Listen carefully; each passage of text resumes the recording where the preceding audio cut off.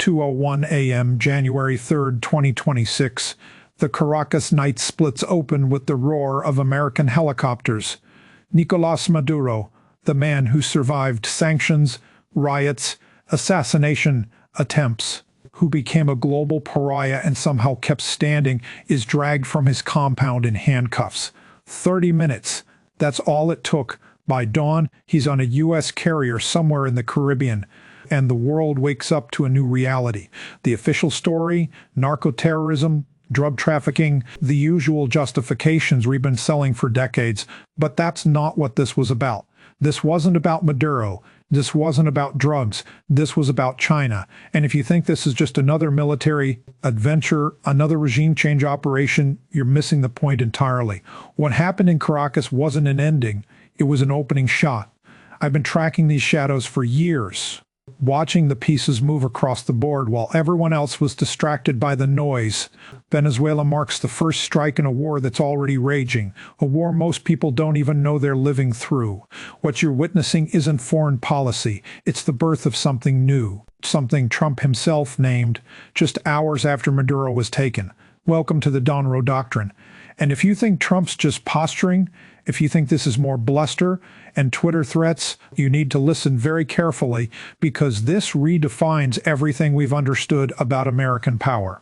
Since the Cold War collapsed, let me take you back. While America poured blood and treasure into the Middle East and Central Asia for 2 decades, Iraq, Afghanistan, the endless war on terror, China did something smarter. They didn't invade, they didn't occupy, they purchased Latin America wholesale. In the year 2000, China's trade with Latin America totaled $12 billion. By 2024, that number hit $518 billion. Read that again, 40 times over in just over 2 decades. China is now the top trading partner for Brazil, Chile, Peru, Uruguay, and Argentina, every economic powerhouse south of our border. We've been displaced in our own hemisphere, and most Americans have no idea it even happened. But it gets worse. Let me show you how deep the roots go. November 2024, the Chancay port opens in Peru, $3.5 billion, built by China's Costco. This isn't just another port. These cranes can handle the post-Panama giants. The massive container ships that are too big for the canal. Shanghai to South America used to take 35 days. Now it's 23 to 20% cheaper to ship. The Chinese are calling it the Shanghai of the South. Peru's looking at Singapore status within a decade, and they're already planning a railway to Brazil's Atlantic coast. When that's done, the Panama Canal becomes a relic. But infrastructure is just the beginning. State Grid Corporation of China has invested $12.5 billion wiring Brazil's electrical grid, 2,000 kilometers of transmission lines feeding Sao Paulo and Rio when Brazilians turn on their lights.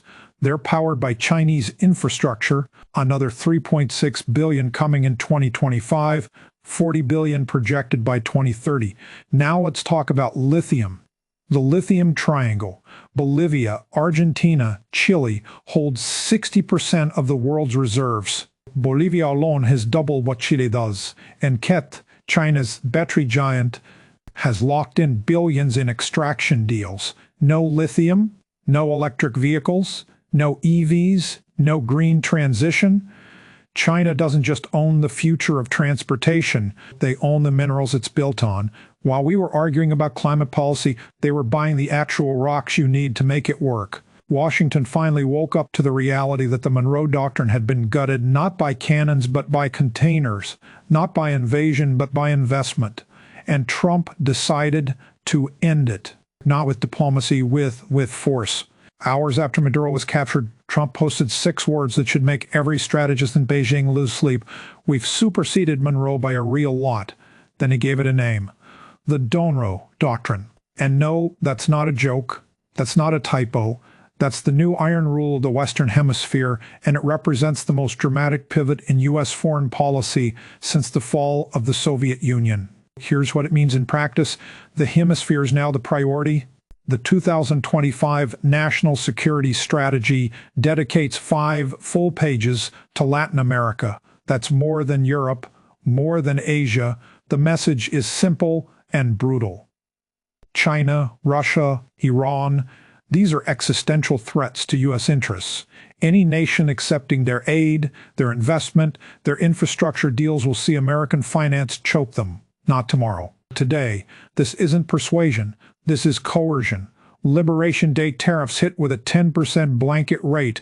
Secondary sanctions escalate for anyone doing business with Chinese state enterprises in the hemisphere. Mexico bent first. 50% tariffs on Chinese goods, effectively sealing the back door into U.S. markets. And if you think this is just about economics, you're not paying attention. Force is on the table now. Venezuela was the test run. The scope expands from the Arctic to Antarctica. Secretary of State Rubio delivered an ultimatum to Panama. Chinese influence over the canal ends. Hutchison ports transferred to BlackRock or another U.S.-aligned entity. Belt and Road exits or sanctions begin. But there are carrots too, and they're working. Bolivia's President Arce just axed lithium deals with China and Russia, grabbed an IMF package and U.S. tech partnerships instead. Argentina's Milei went all in, publicly backing the Panama Canal demands. The choice is being made clear across the continent. You're either with the dollar or the yuan. There's no middle ground anymore. The lines are drawn. Let me show you the ignition points, the places where this could explode into something much bigger. Mexico is the front line, and our largest trading partner, but also China's factory Dodge. Using USMCA to backdoor into American markets, the 2026 renegotiation is coming, and Trump's demanding language that would allow U.S. military operations against cartels. Terror designation gives invasion green light. That's not speculation. That's policy on paper. Brazil is the fortress. Lula's embracing BRICS, hugging XI, taking $3 billion in renewable energy deals, watching BYD factories rise on Brazilian soil. The U.S. has already flexed 40% agriculture tariffs, then eased them as a warning, but they're ready to drop again the moment Brazil goes too far. Then there's Ushuaia, Argentina's Antarctic port. Sounds remote, irrelevant. It's not. Chinese research bases are multiplying in the Antarctic. The Donro Doctrine now claims jurisdiction south to the pole. That's not about penguins. That's about rare earth minerals under the ice and whoever controls access to them. And Nicaragua is the ticking bomb. Ortega's planning a 445-kilometer canal with Chinese financing, $50 to $80 billion, handles mega ships that make Panama look obsolete. If that gets built, Beijing has a permanent lifeline through the hemisphere. The Donro Doctrine says it won't watch that space. Here's the thing about China. They can't retreat from Latin America. They need the iron ore, the copper, the lithium, the oil, the soybeans. It's not optional. It's their economic lifeblood. So when the U.S. forces a choice, U.S. or them, we're not just asking for policy changes. We're demanding they cut their own arteries. Beijing's response came within hours of the Maduro raid. Massive military drills around Taiwan, simulated blockades. The message was unmistakable. You want to control our hemisphere. We'll show you what that means for your interests in ours, your backyard, our strait. This is the justification they'll use when they move on Taiwan, and they're preparing the world to accept it. We've locked ourselves into the same trap we set for the Soviets in Cuba, 1962. Except this time, it's not about missiles, it's about supply chains, trade routes, the actual arteries of the global economy. And there's no off-ramp. For 2 decades, Latin America lived in a golden age. The U.S. and China were both bidding for influence, pouring in investment, competing to build. China built the roads and ports. We preached democracy and human rights. And honestly, the roads won. But the Donro Doctrine kills that competition. Maduro's in a cell. Bolivia pivoted. Panama's cracking. The coercion is... But Brazil's holding firm. Mexico's bristling at the threats. Cuba and Nicaragua are entrenched. And when titans clash, it's the proxies that burn. That's the part nobody's talking about.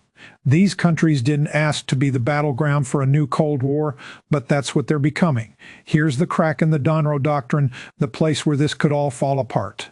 It assumes we can win through force and economic coercion alone, but Xi's already countering $9 billion in new credit lines through CELAC in 2025. new free trade agreements with Ecuador and Nicaragua, Colombia joining the Belt and Road.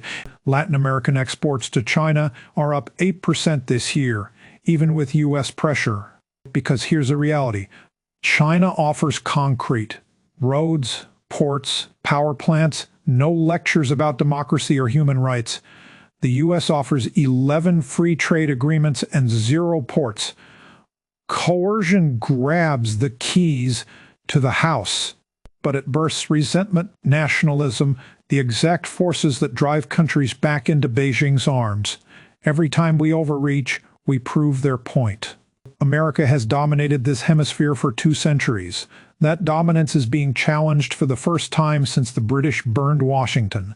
The Donroe Doctrine is our fist bared and ready. But I'll leave you with this question. Is this the rebirth of American empire, or the moment we lose our backyard forever? The shots have been fired. The ghosts are rising over Caracas. And the stakes aren't just Venezuela or Latin America. The stakes are the entire architecture of world order. So watch carefully, because what happens next determines whether we're witnessing American renewal or American overreach. And the difference between those 2 things is the difference between victory and catastrophe. The George will is here.